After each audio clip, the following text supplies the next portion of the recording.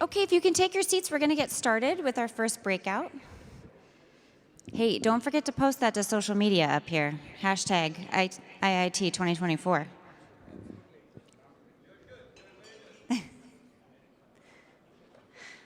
All right. We are going to move into our first breakout of the afternoon here in the Maryland Ballroom, and we're going to start with a discussion on innovations in energy, again, keeping with our conference theme of innovation for a better tomorrow. So please join me in welcoming our panel to the stage.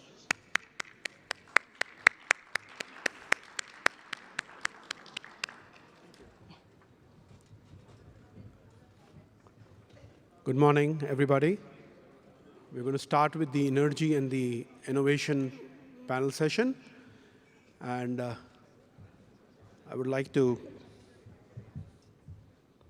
get everybody seated and then go with the introduction part of it. So we have heard about the various energy sources and what they mean for the business and otherwise. In this panel session, we are going to be talking about what energy sources are there currently and what type of innovations are needed to make sure that we move towards a sustainable energy world. So the moderator for the session is Mr. Ashok Devsarkar. He's the CEO and of the PFP Technologies. We have along with him on the panel Glenn Bailey, VP of Key Accounts and Partnership at the Carbon Clean. We have Benjamin Schaeffer, Director of the Ralph O'Connor Sustainable Energy Institute at the Johns Hopkins University. We have Dr. Bharat Balasubramaniam, Chief Mobility Research and Development Officer, Alabama Transportation Institute. And we finally have Mr. Parthasarathi Chatterjee, Data Analytics SME at Shell Energies Americas.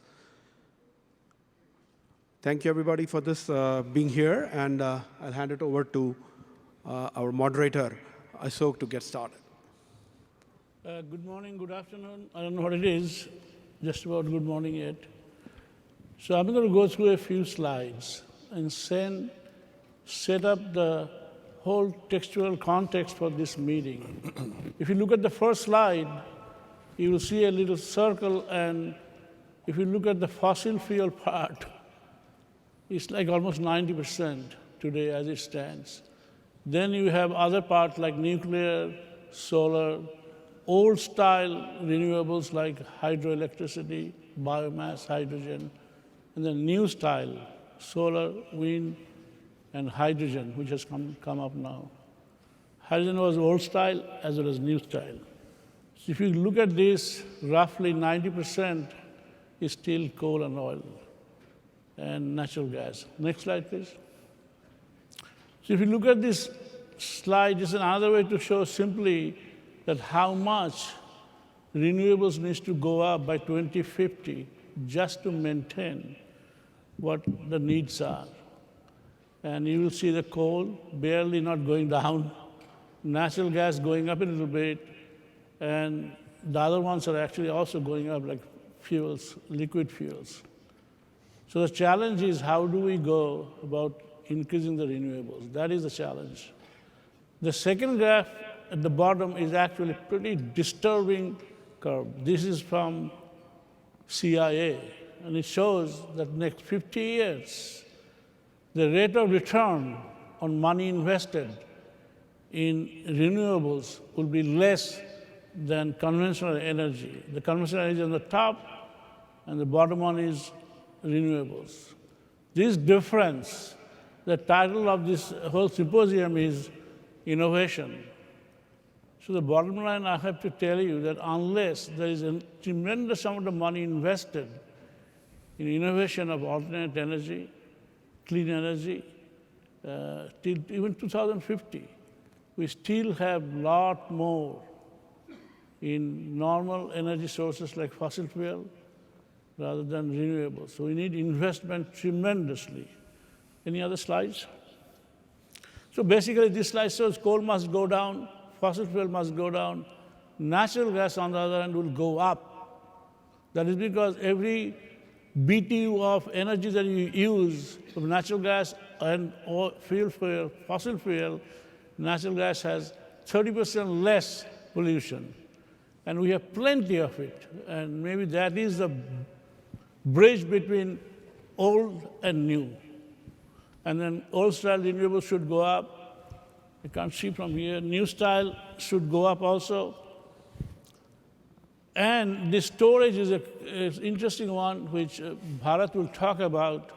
We need to really improve the technology. A tremendous amount of power needs to be stored for on and off usage, battery, car, and all that.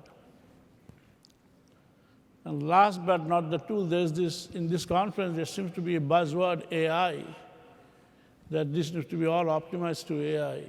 So as a chemical engineer, I am not clear about what AI is. I don't understand this. But I say AI as all-inclusive technology, not artificial technology. And that's how this is to be balanced. Anything else? This is something that I just put together that I have to tell you that in this whole balance, hydrogen may play a key role. And there was a session separate for hydrogen. And I don't want to go through all this hydrogen, but hydrogen, old style, steam reaction, and the new style, the electrochemical reaction, may be, nothing is a one-stop solution to any problems. But this may be a one, may bridge the gap slightly better than others. So I don't think there's any more slide, right? So I'm just going to make a comment now. It seems we have come to a crossroad in our world in the context of energy.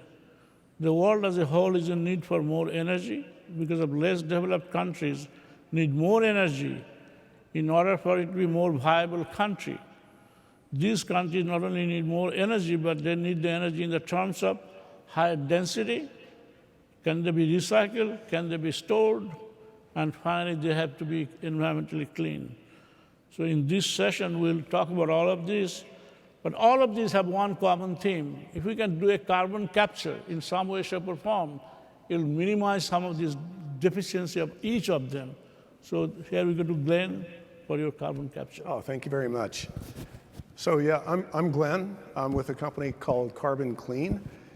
I'm taking the place at the last minute almost from the planned speaker, our CEO, Anirudh Sharma. He and Pratik Bum, obviously IIT, very highly respected within the industry of carbon capture. And so we're based in London. We started in Mumbai. I'm from the Houston office. What we're doing with carbon capture, so this is point source carbon capture from the point in industrial emissions where at point source gets emitted. We have about 49 plus global sites that are in different stages of development with projects with us. We've already captured 2 million plus tons of CO2. And what we do, some of the key things that our company is about is reducing some of the barriers to doing carbon capture. That's cutting down the cost, cutting down the footprint, the overall size of the equipment. So we were based upon a pretty large portfolio of patents and now rolling out across globally. Next slide, please. I'll mention a couple of projects here to give an idea, and this kind of shows how many different technologies tie together. So with us doing the carbon capture, there's one project by a company called Ørsted in Europe, and this is for a green methanol. So what there is electrolysis for hydrogen. There's wind to drive the electrolysis. We do the carbon capture. So hydrogen and CO2 together is e-methanol. And then what we're doing is we're capturing off of a biogenic source. So this is a really nice circular economy application for carbon capture and allowing multiple technologies to work together for fuel. So this goes ultimately into a shipping industry. So they're using this renewable fuel. Next slide, please. Here's a customer, one of our investors, in fact, Chevron. We have this new development called Cyclone CC. There's a development that we are driving which uses rotating packed bed to replace these tall, typical column structures in carbon capture plants. These are very efficient, small footprint, and working with Chevron to drive the technology as we commercialize. We're at this point where we're getting past the R&D, moving into the commercialization. Having relationships with companies like this is tremendous, so we're very thankful for that. And you know what, as I was mentioning before, all these technologies tie together. And so I think if I can, Ben, if you can kind of comment about the renewable, sustainable market and some of the things that you see. Yeah, thanks, Glenn. So, hi, I'm Ben Schaefer. I'm director of the Ralph O'Connor Sustainable Energy Institute. So it's kind of an academic side, coming industry to academic. Have a strong relationship with IIT2024 and their almost brand new sustainable energy engineering department there. And to give you sort of some context about my university, just to give you a number to get some sense, right? So Johns Hopkins does $3 billion of federal research every year. For the last 35 years, it's the biggest research entity in the United States. It's double MIT. So it's an enormous effort. 3 years ago, they decided they wanted to be in sustainable energy, and I was asked to sort of lead that charge. So I'm going to emphasize 2 areas for that. So next slide. In wind energy, we have at Hopkins a number of collaborations with OEMs, both from startup to final. And really, I would say the biggest efforts here are all around floating offshore wind. The next really big area, which, while it exists on the planet, its financial model is quite challenged these days. And as it comes down in levelized cost of energy, that requires not just smarter investment, but new technologies for the towers, for the hulls, for the mooring, everything. And then the other area I wanted to say a little bit about on the next slide is the grid. So we need to electrify. We need to electrify and use green energy. Green energy, renewables, they're highly distributed in terms of where you get the source, and they're intermittent. And so these 2 aspects create significant challenges for our current grid. And we need to have one-to-one matching between demand and supply. So it's a pretty unique problem.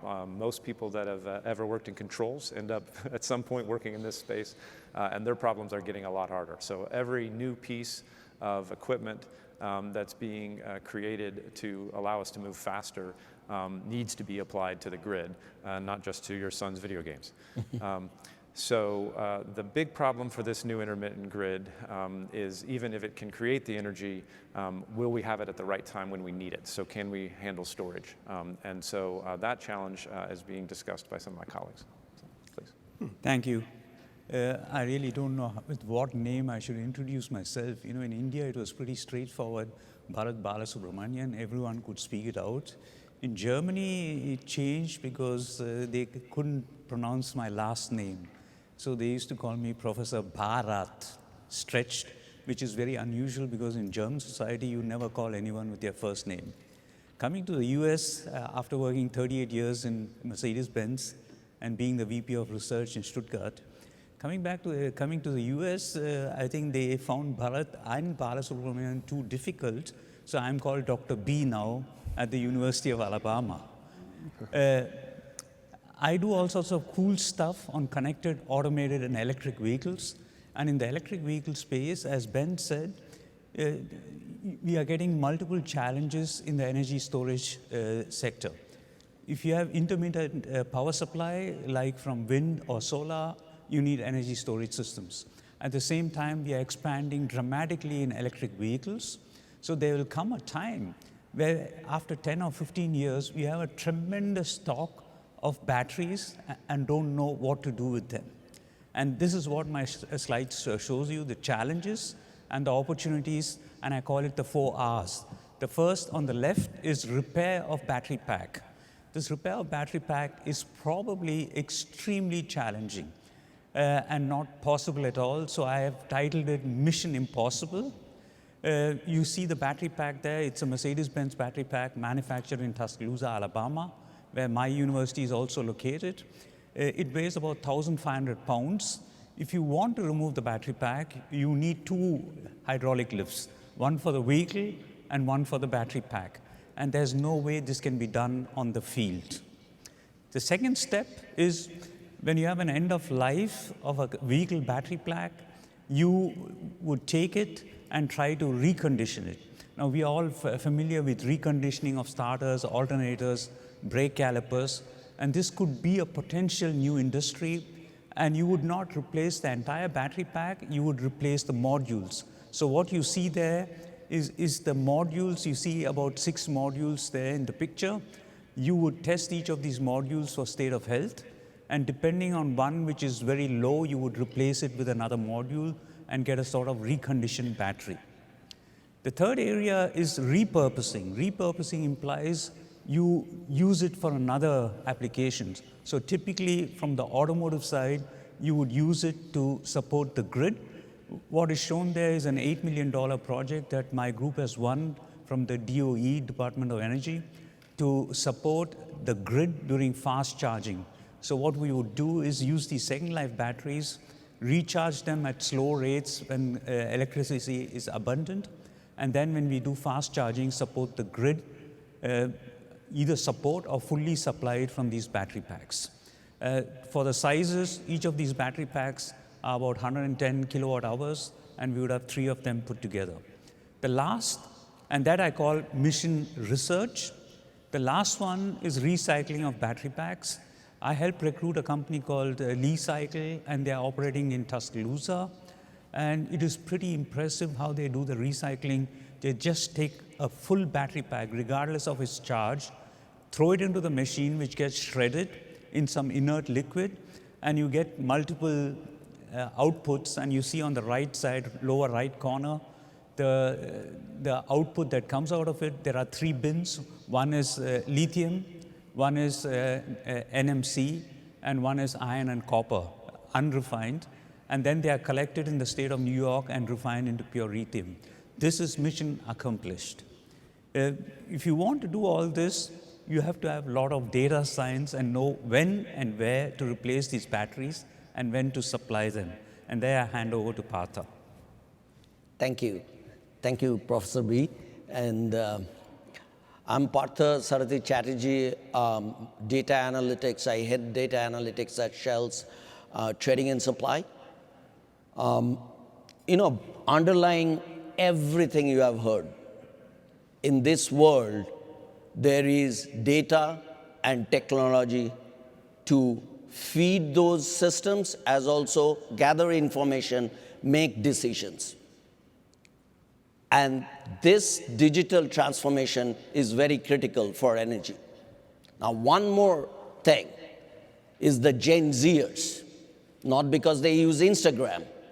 Gen Zers love to use energy, but love to loathe energy because energy supposedly pollutes the world. And that lies the problem.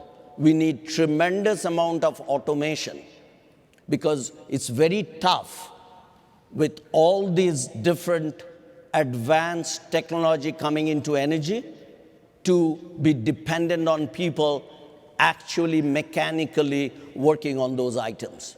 We need a lot of automation, and that's where digital technology comes in. Data analytics is the first part. It leverages data for better decisions, and I will give you some examples. Before, there were 10 power plants in the Houston area. Now there are probably, which produce electricity. Now there are 500,000 people who may have solar panels, so 500,000 producers of electricity. They provide tremendous amount of data.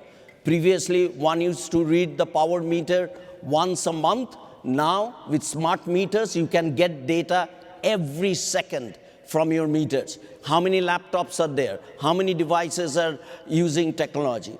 Next, artificial intelligence. Based on this data, you can drive your analysis, drive machine learning, and make much better decisions to drive every aspect of energy. And it's very critical. AI is based on real data.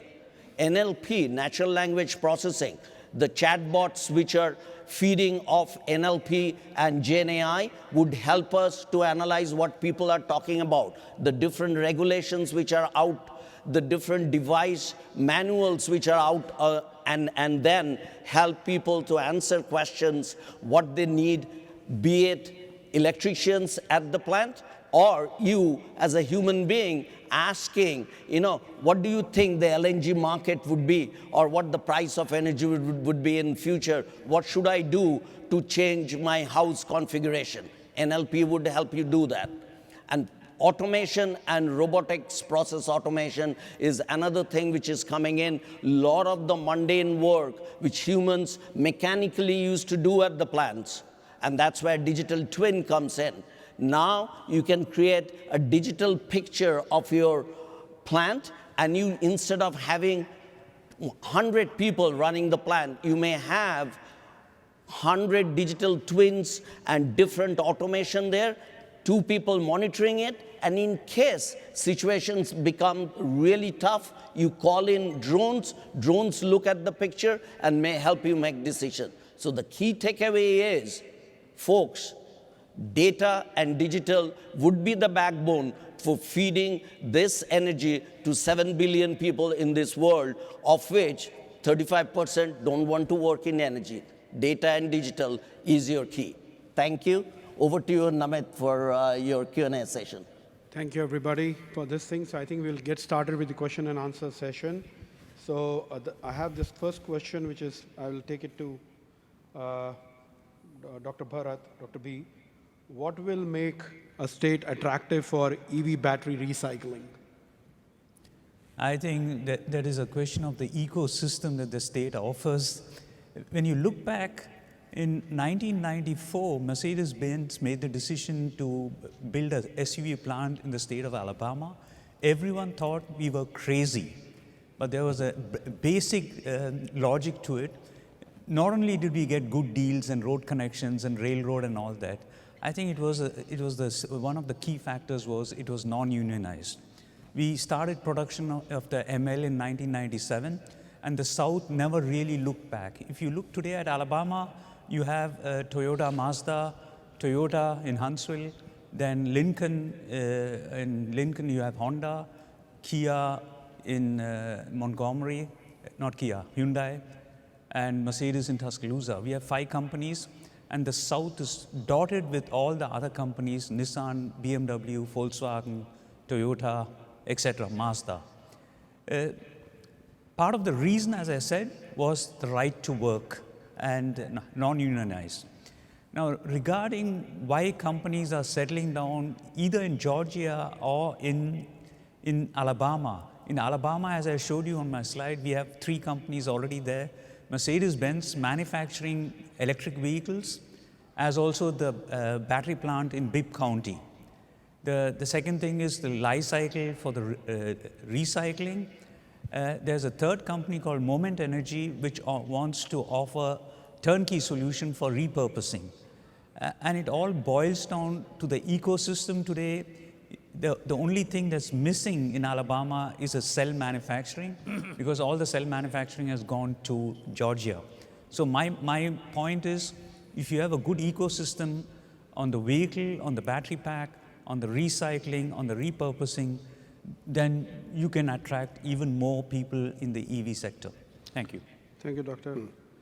I think this question is addressed related to what Bharat said about the electrical vehicles and everything. So the question is primarily to, I'll take this question to Ben. Ben, is the US grid resilience good enough for meeting the needs of so many electrical vehicles which are coming up with all the manufacturers going in that area? Yeah, so the question about the grid resilience and even the future of the grid. So amongst the folks that work on the grid in the United States, there's a sort of gallows humor of who's going to break the grid first, domestic consumers or industrial consumers. The expectation is that the grid will break. And, and so everyone is rushing to try to build out this future that would be reliable and resilient. And that exists from the academic side all the way through the ISOs and then the actual OEMs and companies that are trying to deliver. It's always a question of finance to put the win. And so the investments that have been made here put us a significant vector towards success than where we were a couple of years ago. But it's a huge challenge. At my university, it's viewed as a global challenge. We participate in the Global Power Systems Transformation, or called GPST, which you can look up, which is a global entity trying to look at every nation's needs for its grid transformation. And every place is different, but every place has got an enormous burden to try to move to this future that we all want. Thank you, Doctor. I think this question would be answered by Glenn. Glenn, they said that you are talking about the capture of carbon in the specific industries, in the industry part of it. So what about the carbon capture in the supply chain? Does your company do anything related to that? So actually, the supply chain, the infrastructure, the connections between all the different pieces of the carbon capture, utilization, storage business is still getting built out. I would say that the biggest challenge is tying together all these independent capabilities. It's really building upon largely existing capabilities that take a long time to tie together. So we're doing our best to form relationships, partnerships with the other pieces so that we can go to companies, municipalities that want to implement CO2 mitigation. But we're a company that does one piece of it. We do the carbon capture. We need to be able to connect with the emitters. We need to be able to be tied up with companies that those emitters are familiar with, that maybe worked on their facilities initially. We need to be able to treat the CO2 as it's captured, as it goes into a utilization source or into sequestration, and then tying up with all these other companies. The supply chain is probably, one of the most intricate things in there, really. So we love it when a large company drives its suppliers to require CO2 reduction, and we're looking for more of those kind of connections as well. Thank you, Glenn. I think it's very important that the big enterprises who use your technology enable it also for the supply chains to make it happen. So I think that's really the right solution. Can I add a point on Yeah, please go ahead. Yeah, there's some really, so if you look at the last 20 years of any place we've really had success in decreasing CO2, it's in natural gas. So I mean, solar and everything's wonderful, but it's not actually really made a dent. But as they look at continuing to use natural gas, the big problem is flares at the actual point source where they get it. And the most interesting technologies that I'm seeing are very related to the type of technologies that Carbon Clean to grab at the well sites that methane before it's released and capture it and make it so that even when we're using natural gas, it's almost closed cycle. And so there's a technology in every little piece of what we're doing, and direct air carbon capture is like our last play. Yeah. Okay, thank you. I'm just looking for the other question. Hold on. So I think this question could be again related to the electrical vehicles and DC. So the expansion of BEVs primarily shifts the CO2 emission from a local area to a centralized power plant location. Does it make sense to operate BEVs in the coal-fired power plant regions? So I think Bharat, you could answer that. Yeah, I really don't follow it with the expansion with of the the expansion of the BEVs primarily shift the CO2 emission from local area to a centralized power plant location. Does it make sense to operate BEVs in a coal-fired power plant regions? Right now, even if you look at the current coal-fired plants and do a full life cycle analysis, the EV is as good as a conventional IC engine-powered car. But the more you move to renewables, the overall energy CO2 balance gets more and more in favor of electric cars. So I would say yes, it makes sense. And the improvement will just increase over the years because we are doing more renewables, more gas and less coal. So if I may jump in, as you know, Shell and BP, all of us are involved in this area, and we are actually projecting how much of the carbon fuel and how much of new energy balancing needs to be done. And one of the things we are using technology to look at is, say, when California goes 80% EV, then everyone charges at night. In the current energy industry, night is considered off-peak. So if you want to have to provide power almost at peak capacity at night, there is already discussion that you have to model using a lot of this technology and see how much of the power needs to be stored in battery. So solar and wind needs to produce power before, store it in battery so that you can charge the cars at night. So thank you. This question, I think I'll give it to Ashok. Ashok, you spoke about the various stalls of renewable energies and the technologies, innovation needed. So as per you, how do you feel would be the future mix of clean energy technology in the next 10, 20, or 30 years? Sometimes, I think that I've come to a point in my life that financial instruments have become a lot more significant in my mind than technological advantage. Today, if you look at the market, I was absolutely flabbergasted to see the rate of, I showed you the graph, rate of return on renewables is going down. Yeah. Rate of return on if you buy a stock in Exxon, sorry, Partho, Shell, you'll make more money in 10 years from now. Yeah, what right. does it say? What it says, we have not been able to develop financial instruments which are smart enough to capture the cash flow compared to the capital investment. These two are basic problems. You understand that this is very complex. Unless we solve this problem of cash flow and capital return, which is connected, the capital return is connected to rate of interest. Absolutely. And 7-8% is not going to cut it. That is why in Japan today, do you know, they're interested in a bank, if you put $1, after a year, you get 90 cents, 99 cents. You have minus interest rate. Why is that? It allows the country to develop capital market for renewable energy. There is another country like that, is Germany. They took every ounce of solar panels, even in Germany, converted the whole German cities in solar cities at the expense of capital cost borne by the government, which is nothing but negative interest rate. So I have to tell you, in this country, if we do not innovate through financial instruments, we are in for a tough time. And it's going to get worse. I hate to tell you this. So that doesn't mean that it's going to get worse. We need to put a picture that is not so good.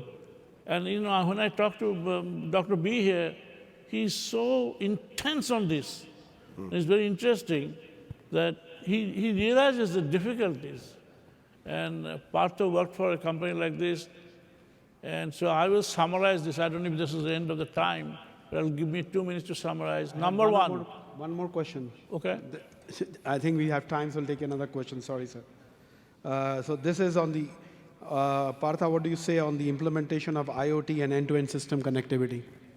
Yes, inter-system connectivity of IoTs. Extremely important, folks. And I gave you an example during my presentation that, remember the solar panels we talked about and the smart meters, all of them are getting connected through the IoT devices, and we are gathering data. Shell is doing it, all the big energy companies are doing it, because it helps us to project how much energy is going to be generated and how much energy is going to be consumed. The other thing we are looking at IoT devices is if when we are running the chemical plants or the LNG plants, we are using IoT devices to monitor IoT connectivities to monitor these different devices. We even have cameras which are showing where the calibration of different equipments are. Drones are capturing that also, along with the IoT devices, and they are all streaming into our data system.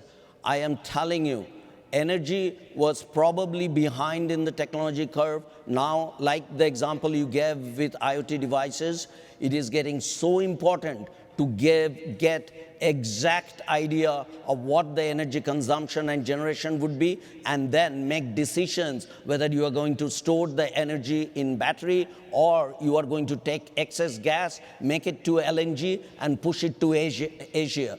This is a global supply and logistics question driven by data, and IoT provides the data from everywhere we are doing business. Great question. Thanks.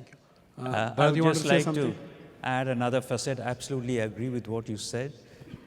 On the vehicle side, and we are going to have millions and millions of electric vehicles. They all have IoT now. Every electric vehicle is connected to an infrastructure. And tomorrow, when you have solar cells and buffering at home, you would have a local optimization between vehicle recharge, home electricity supply, the solar power supply. And in hot countries like Alabama, I think typically in summer you would have excess energy, more than what you can supply to your home as also to your vehicle.